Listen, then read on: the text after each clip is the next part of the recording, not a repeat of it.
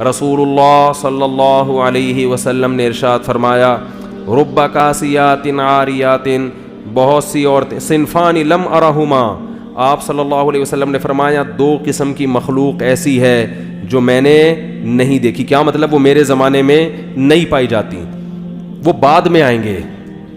اور یہ اشارہ اس سے مل رہا ہے کہ وہ قومیں مسلمانوں میں پیدا ہونے والی ہیں. فرمائے ایک ظالم حکمران جو عوام پہ ظلم کریں گے، ہر وقت کوڑا لٹکا رہے گا ان کا. دوسرا فرمایا کاسیات عاریات، ایسی عورتیں جو لباس پہننے کے باوجود برہنہ ہوں گی، ان کا لباس جسم پہ ہونا نہ ہونا برابر ہوگا. فرمایا رؤوسہن، ان کے سر ایسے ہوں گے کاسنمۃ البخت، جیسے اونٹ کے کوہان ہوتے ہیں، ایسے فیشن کیے ہوئے ہوں گے کہ بالوں کو اوپر سے اٹھا کے رکھا ہوا ہو.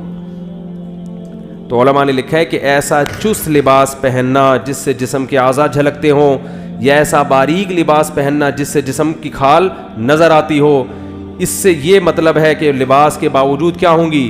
برہنہ. اور آپ صلی اللہ علیہ وسلم نے فرمایا ایسے ظالم حکمران اور ایسی عورتیں لا یجدن ریح الجنہ وان ریحها لیوجد من مسیرۃ کذا وکذا، یہ جنت کی خوشبو بھی نہیں پائیں گی، حالانکہ جنت کی خوشبو تو اتنے سال کی مسافت سے محسوس ہونا شروع ہو جائے گی. اتنا دور رکھے گا، چاہے یہ نماز پڑھیں، چاہے حج کریں، چاہے زکوٰۃ دیں، لیکن آپ صلی اللہ علیہ وسلم کی حدیث کے مطابق یہ جنت میں نہیں جا سکتی.